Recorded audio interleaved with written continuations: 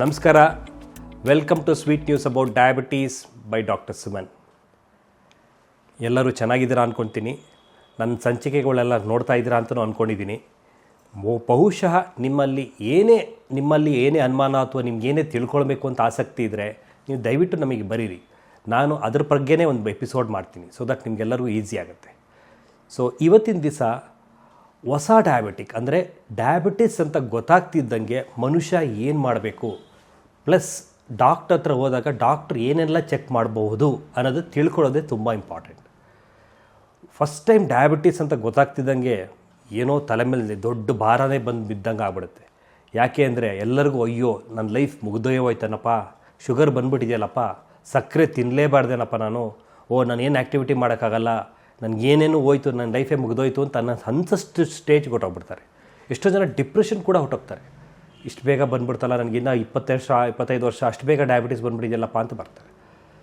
So ಅವ್ರಿಗೆಲ್ಲ ನಾನು ಹೇಳೋದಿಷ್ಟೇ, ಡಯಾಬಿಟಿಸ್ ಫ್ಯಾಮಿಲಿ ಹಿಸ್ಟ್ರಿಯಿಂದ ಬಂದಿರ್ಬೋದು, ಟೆನ್ಷನ್ ಆ್ಯಂಗ್ಸೈಟಿಯಿಂದ ಬಂದಿರ್ಬೋದು, ಇನ್ನೂ ಹಲವಾರು ರೀಸನ್ಸ್ ಇರುತ್ತೆ. ಅದ್ರ ಏನು ತಿಂದನೂ ಬಂದಿರೋ ಬಗ್ಗೆ ಯೋಚನೆ ಮಾಡಬೇಡಿ. ಆದಮೇಲೆ ಏನು ಮಾಡಬೇಕು ಅನ್ನೋದು ತಿಳ್ಕೊಂಡ್ರೆ ಲಾಂಗ್ ಟರ್ಮ್ ನಿಮ್ಮನ್ನ ಕಂಟ್ರೋಲ್ ಮಾಡೋಕ್ಕೆ ಭಾರಿ ಈಸಿ ಅನಿಸುತ್ತೆ. ಇಲ್ಲ ಅಂದರೆ ಭಾರಿ ಕಷ್ಟ ಆಗುತ್ತೆ, ಭಾರಿ ಒದ್ದಾಡ್ತೀರಾ, ಕಂಟ್ರೋಲ್ ಸಿಗೋಲ್ಲ, ಟೆನ್ಷನ್ ಮಾಡ್ಕೊತೀರಾ, ಪದೇ ಚೆಕ್ ಮಾಡ್ಕೊತೀರಾ. ಶುಗರ್ ಜಾಸ್ತಿ ಆದಷ್ಟು ಟೆನ್ಷನ್ ಜಾಸ್ತಿ ಆಗುತ್ತೆ. ಮನೆಯಲ್ಲೆಲ್ಲ ಕಿರಿಕಿರಿ, ಹೆಂಡತಿ ಕಿರಿಕಿರಿ. ಜನರಲಾಗಿ ಏನು ಹೇಳ್ತಿದ್ದಾರೆ, ಅಯ್ಯೋ ನಾನು ನಿಮ್ಗೇನು ಮಾಡಿಕೊಡ್ಲಿ, ನಮ್ಮ ಮನೆಗೊಂದು ಅಡುಗೆ ನಿಮಗೊಂದು ಅಡುಗೆ ಮಾಡೋದಾ ಅಂತ ಇವೆಲ್ಲ ಯೋಚನೆಗಳು ಬಂದ್ಬಿಡುತ್ತೆ. ಸೊ ಹಾಗಾಗಿ ಅದನ್ನೆಲ್ಲನೂ ಸ್ಮಾಲಾಗಿ ಒಂದೊಂದೇ ಆಗಿ ಹೇಳ್ತಾ ಬರ್ತೀನಿ. ಅದನ್ನು ನೀವೆಲ್ಲರೂ ಕರೆಕ್ಟಾಗಿ ಫಾಲೋ ಮಾಡ್ತಾ ಬನ್ನಿ, ಅದು ತುಂಬ ಇಂಪಾರ್ಟೆಂಟ್. ಫಸ್ಟ್ ಟೈಮ್ ಡಯಾಬಿಟೀಸ್ ಅಂತ ಗೊತ್ತಾಗ್ತಿದ್ದಂಗೆ ನಾವು ಮಾಡಬೇಕಾಗಿರೋದಿಷ್ಟೇ, ಡೈರೆಕ್ಟಾಗಿ ನಿಮ್ಮ ಡಾಕ್ಟರ್ ಹತ್ರ ಡೈರೆಕ್ಟಾಗಿ ಹೋಗಿ ಫಸ್ಟ್ ಟೈಮ್ ನಂಗೆ ಡಯಾಬಿಟೀಸ್ ಬಂದಿದೆ ಅಂತ ಹೇಳಿ ಕಂಪ್ಲೀಟ್ ಬ್ಲಡ್ ಚೆಕಪ್ ಮಾಡಿಸ್ಬೇಕು. ಕಂಪ್ಲೀಟ್ ಬ್ಲಡ್ ಚೆಕಪ್ ಅಂದರೆ sugar, kidney function, cholesterol, ECG, urine checkup, ಕಣ್ಣು ಚೆಕಪ್ಪು, ಕಿಡ್ನಿ ಚೆಕಪ್ಪು ಎಲ್ಲನೂ ಮಾಡಬೇಕು. ಯಾಕೆ ಅಂದರೆ ಇದು ನಿಮಗೆ ಬೇಸ್ ಲೈನ್ ಆಗಿರುತ್ತೆ. ಅಂದರೆ ಈ ಬೇಸ್ ಲೈನ್ ಅಂತ ಹೇಳಿದಾಗ ನಿಮ್ಮ ಡಯಾಬಿಟೀಸ್ ನಿಮ್ಮಲ್ಲಿ ಬಿಟ್ಟಂತೂ ಹೋಗಲ್ಲ, ನಿಮ್ಮಲ್ಲೇ ಇರುತ್ತೆ. ಎವ್ರಿ 2 ಇಯರ್ಸ್, 2 ವರ್ಷಕ್ಕೋ 3 ವರ್ಷಕ್ಕೋ ಒಂದ್ಸತಿ ನಾವು ಎಲ್ಲ ಚೆಕಪ್ಸು ಮಾಡ್ತಾ ಇರಬೇಕಾಗತ್ತೆ. ಮಾಡ್ತಾ ಇದ್ದಾಗ ನಮಗೆ ಗೊತ್ತಾಗ್ಬಿಡುತ್ತೆ ಏನಾರು ತೊಂದರೆ ಆಗ್ತಿದೆಯೋ ಇಲ್ವೋ ಅಂತ. ಅದನ್ನು ಹೆಂಗೆ ಕಂಡುಹಿಡಿಯೋದು? ಅದನ್ನು ಕಂಡುಹಿಡಿಬೇಕು ಅಂದರೆ ನಮಗೆ ಬೇಸ್ ಲೈನ್ ಬೇಕು. ಫಸ್ಟ್ ಬೇಸ್ ಎಷ್ಟಿತ್ತಪ್ಪ ನಿಮ್ಮದು, ಅದಾದಮೇಲೆ ಎಷ್ಟಾಯ್ತಪ್ಪ ಅಂತ ಅದನ್ನು ತಿಳ್ಕೊಬೇಕು. ಸೊ ಅದಕ್ಕೋಸ್ಕರ ನಾನು ಇದನ್ನು ಹೇಳ್ತಾ ಇದ್ದೀನಿ.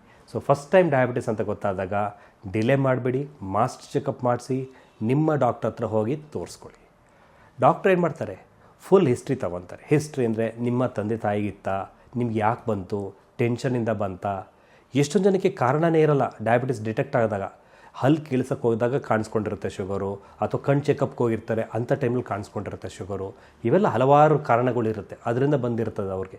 ಸೊ ಆವಾಗ ನೀವೇನು ಮಾಡ್ತೀವಿ, ನಾವು ಇವೆಲ್ಲ ಚೆಕ್ ಮಾಡಿದಾಗ ಡಾಕ್ಟ್ರು ಹೇಳ್ತಾರೆ, ನೋಡಮ್ಮ ಇದು ಡಯಾಬಿಟಿಸು ಯಾವುದರಿಂದ ಬಂದಿದೆ ಅಂತ ಗೈಡ್ ಮಾಡಿದಾಗ ನಿಮ್ಮ ಕಂಟ್ರೋಲ್ ಮಾಡೋಕ್ಕೆ ಈಸಿ ಆಗುತ್ತೆ. ಅವ್ರು ಹೇಳ್ತಾರೆ, ಇಲ್ಲ ನಿಮ್ಮ ತಂದೆ ತಾಯಿಯಿಂದ ಫ್ಯಾಮಿಲಿ ಹಿಸ್ಟ್ರಿಯಿಂದ ಬಂದಿದೆ, ಸೊ ಹಾಗಾಗಿ ನೀವು ಹುಷಾರಾಗಿರಬೇಕು.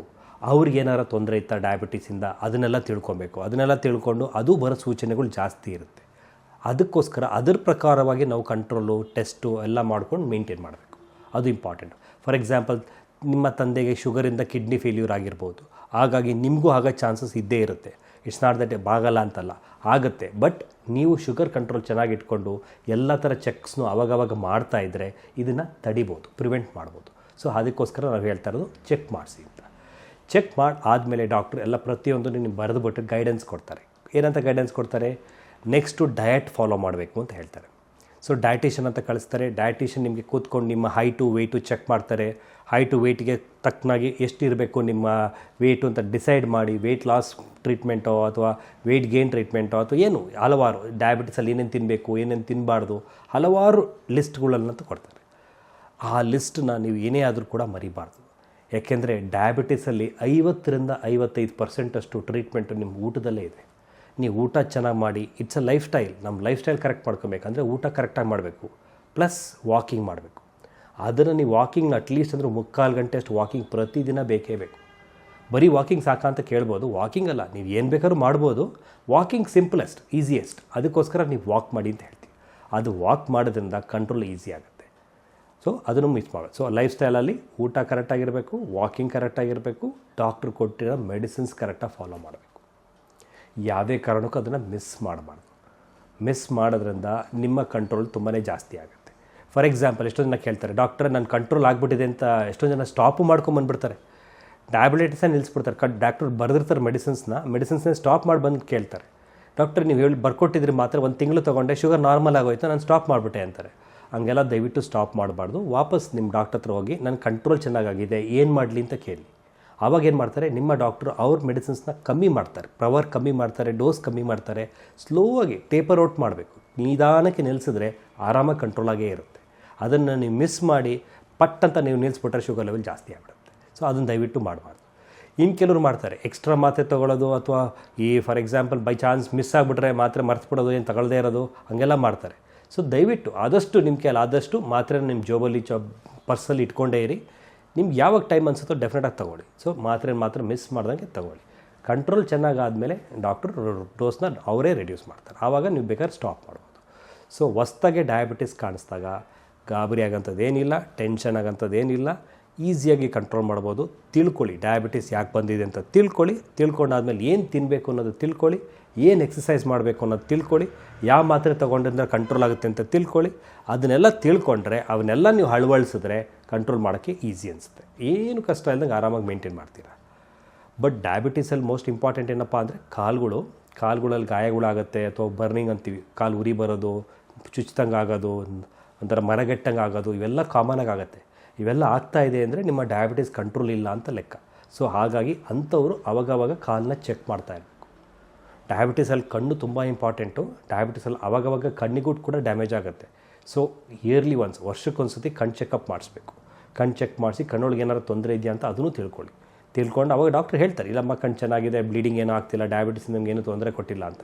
ಹಂಗೆಲ್ಲ ಏನೂ ತೊಂದರೆ ಕೊಟ್ಟಿಲ್ಲ ಅಂದರೆ ನಿಮ್ಮ ಡಯಾಬಿಟಿಸ್ ಕಂಟ್ರೋಲ್ ಚೆನ್ನಾಗಿದೆ, ಹತೋಟಿಲಿದೆ ಅಂತ ಲೆಕ್ಕ. ಸೊ ಆವಾಗವಾಗ ಚೆಕ್ ಮಾಡ್ಕೊಳ್ಳಿ. ಫಸ್ಟ್ ಟೈಮ್ ಬಂದಾಗ ಗಾಬರಿ ಆಗ್ದಂಗೆ ಪಾಸಿಟಿವ್ನೆಸ್ ತೋರಿಸಿ ನೀವು ಅಂದ್ಕೊಳ್ಳೋಕೆ ಸ್ಟಾರ್ಟ್ ಮಾಡಿ. ನಾನು ಇವತ್ತಿಂದ ಸ್ವೀಟ್ ಪರ್ಸನ್ ಆಗಿಬಿಟ್ಟಿದ್ದೀನಪ್ಪ ಅಂತ ಅಂದ್ಕೊಳ್ಳಿ. ಅಂದರೆ ಇವತ್ತಿಂದ ಒಳ್ಳೆ ಪರ್ಸನ್ ಆಗಿದ್ದೀನಿ ಅಂತ ಅಂದ್ಕೋಬೇಕು. ಆವಾಗ ಏನಾಗುತ್ತೆ, ನಿಮ್ಮ ಲೈಫ್ ಸ್ಟೈಲ್ ಚೇಂಜ್ ಮಾಡ್ತೀರಾ, ನಿಮ್ಮ ಆ್ಯಕ್ಟಿವಿಟಿ ಚೇಂಜ್ ಮಾಡ್ತೀರಾ, ಎಲ್ಲ ಪ್ರತಿಯೊಂದು ನೀವೇ ಮಾಡ್ತೀರಾ. ಸೊ ನೀವು ನಾರ್ಮಲ್ ಪರ್ಸನ್ಗಿಂತ ಜಾಸ್ತಿ ಬದುಕಿರ್ತೀರ. ಸೊ ಡಯಾಬಿಟಿಸ್ ಬಂತು ಅಂತ ಬೇಜಾರಾಗಲಿ, ಡಿಪ್ರೆಷನ್ ಆಗಲಿ ಹೋಗೋದು ಅವಶ್ಯಕತೆ ಇಲ್ಲ. ಅದನ್ನು ಯಾರೂ ಮನಸ್ಸಿಗೆ ಹಾಕ್ಕೊಬೇಡಿ.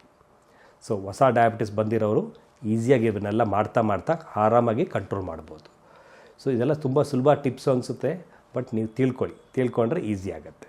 ಸೊ ಇಷ್ಟವರೆಗೂ ನಾನು ಹೊಸ ಡಯಾಬಿಟಿಕ್ ಪೇಷಂಟ್ಸು ಏನೇನು ಮಾಡಬೇಕು, ಯಾವ ಥರ ಮಾಡಿದ್ರೆ ಅಂತ ನಾನು ಹೇಳಿದ್ದೀನಿ.